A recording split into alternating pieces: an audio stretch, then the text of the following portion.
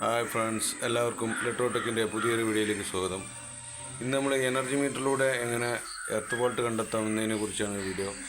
അപ്പോൾ ഇത് അറിയാത്ത ആളുകൾക്ക് വേണ്ടിയിട്ടുള്ളതാണ് കേട്ടോ. അറിയാവുന്ന ആളുകൾക്ക് വേണ്ടിയിട്ടുള്ളതല്ല, അറിയാത്ത ആളുകളുണ്ടാവും, അവർക്ക് വേണ്ടിയിട്ടുള്ള വീഡിയോ ആണ്.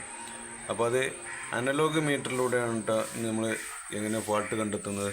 ഇപ്പോൾ ഇറങ്ങുന്നതൊക്കെ പുതിയ മീറ്റർ വെക്കുന്നതൊക്കെ ഡിജിറ്റൽ മീറ്ററാണ്. പഴയ മീറ്ററാണ് അനലോഗ് മീറ്റർ. അപ്പോൾ അനലോഗ് മീറ്ററിലൂടെ എങ്ങനെയാണ് നമ്മൾ എർത്ത് വോൾട്ട് കണ്ടെത്തുന്നുള്ളതിനും അത് എങ്ങനെ പരിഹരിക്കുക എന്നുള്ളതിനെ കുറിച്ചാണ് ഇന്നത്തെ വീഡിയോ. അപ്പോൾ അങ്ങനെ വീഡിയോയിലേക്ക് നേരിട്ട് പോകാം. ഓക്കെ, അപ്പോൾ ഇതാണ് ഡിജിറ്റൽ മീറ്റർ, മറ്റേത് അനലോഗ് മീറ്ററാണ് കേട്ടോ. മാറിൻ്റെ അറിയാത്തവർക്കാണ്, അറിയുന്നവർക്കല്ല. ഓക്കെ, ചങ്ങായിമാരെ, ഇപ്പോൾ നമ്മൾ കണ്ടില്ലേ, ഈ ഒരു മീറ്ററിലൊരു എർത്ത് വോൾട്ട് കാണിക്കുന്നുണ്ട്. എർത്ത് വോൾട്ട് കാണിക്കുന്നുണ്ട്. അത് ഫേസിലൂടെയാണ് നമുക്ക് എർത്ത് വോൾട്ട് കണ്ടെത്താൻ വളരെ എളുപ്പമാണ്. കാരണം ആ ഒരു സർക്യൂട്ട് മാത്രം ട്രേസ് ചെയ്ത് പോയാൽ മതി. ഇതിലാണ് കംപ്ലൈൻറ്റ് വിളിച്ചാൽ അത് ട്രേസ് ചെയ്ത് പോയാൽ നമുക്കത് പെട്ടെന്ന് കണ്ടെത്താം. പക്ഷെ ന്യൂട്രലാകുമ്പോൾ അതല്ല സ്ഥിതി. ഇവിടെ ന്യൂട്രലാണ്. ഓരോ ന്യൂട്രും ഒഴിവാക്കി ഏതിലാണ് കംപ്ലൈൻറ്റ് എന്നുള്ളത് കണ്ടെത്തണം. അപ്പോൾ ഞാനിത് ഫുള്ള് ഒഴിവാക്കി ഒന്ന് കണ്ടെത്തിയതിൻ്റെ ശേഷം ഒന്ന് കംപ്ലൈൻ്റ് ഉള്ള ന്യൂട്രാണ് ഇപ്പോൾ മാറ്റി വെച്ചിട്ടുള്ളത്. കണ്ടില്ലേ, ഇതിലാണ് കറക്റ്റ് എർത്തായിട്ട് ഭയങ്കര ടച്ചാണ്. ഇവിടെ RCC ഇല്ലാത്ത കാരണമാണ് ട്രിപ്പാകാതിരുന്നത്.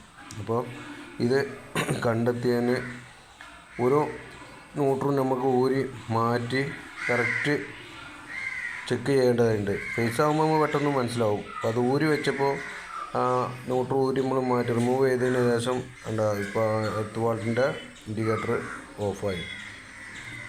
ഇത് ഈ അനലോഗ് മീറ്ററിലാണ് ഇങ്ങനെ നമുക്ക് ഇൻഡിക്കേറ്റർ കാണിക്കുള്ളൂ. പിന്നെ ഡിജിറ്റൽ മീറ്റർ ഉണ്ട്, അതിൽ ഡിസ്പ്ലേയിൽ അതിൻ്റെ ചിഹ്നം വരും. അത് നമുക്ക് പിന്നീട് വേണമെങ്കിൽ വിശദമായിട്ട് വീഡിയോയിൽ എടുക്കാം. അപ്പോൾ ഇത് ഏത് റൂമത്താന്നുള്ള നമ്മൾ കണ്ടെത്തണം. ഇപ്പോൾ നമ്മൾ റിമൂവ് ചെയ്തെന്നുള്ളൂ, അത് എവിടെ ന്യൂട്രൽ കിട്ടാത്തതെന്ന് നോക്കി ചെക്ക് ചെയ്യണം. അപ്പോൾ ഈ ഒരു റൂമിലാണ് ആ പ്രശ്നമുള്ളത്.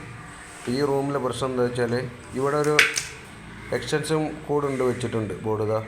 ഈ ഒരു ബോർഡിലാണ് ഇതിൻ്റെ പ്രശ്നം വന്ന് തലവേദന പിടിപ്പിച്ച ഒരു കേസ് ഇതാണ്. കാരണം മറ്റെല്ലാ ന്യൂട്രലും ഊരി വെച്ച് വന്ന് നോക്കിയപ്പോൾ ഈ ഒരു വയർ കുത്തുമ്പോഴാണ്, 3 പിൻ കുത്തുമ്പോഴാണ് പ്രശ്നം. അപ്പോൾ ഇങ്ങോട്ട് ഈ കമ്പ്യൂട്ടർക്കും സിസ്റ്റത്തിക്കൊക്കെ വന്നത് കുത്തുമ്പോഴാണ് പ്രശ്നം. അതൊക്കെ പരിഹരിച്ചു, ഒക്കെ റെഡിയാക്കി കൊടുത്തു. ഇതെല്ലാം റെഡിയായി. ഞാൻ എൻ്റെ പൈസയും വാങ്ങി പോവുകയാണേ കേട്ടോ. അപ്പോൾ ചങ്ങന്മാരെ, എല്ലാവർക്കും വീഡിയോ ഇഷ്ടമായെന്ന് വിചാരിക്കുന്നു. ഒന്ന് ലൈക്ക് ചെയ്യുക, ഷെയർ ചെയ്യുക, അതുപോലെ തന്നെ സബ്സ്ക്രൈബ് ചെയ്യുക. തൊട്ടടുത്ത് കിടക്കുന്ന ബെല്ലൈക്കൺ ഒന്ന് അമർത്തുക.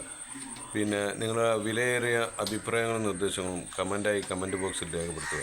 ഇനി അടുത്ത വീഡിയോയുമായി കാണുന്നവരെ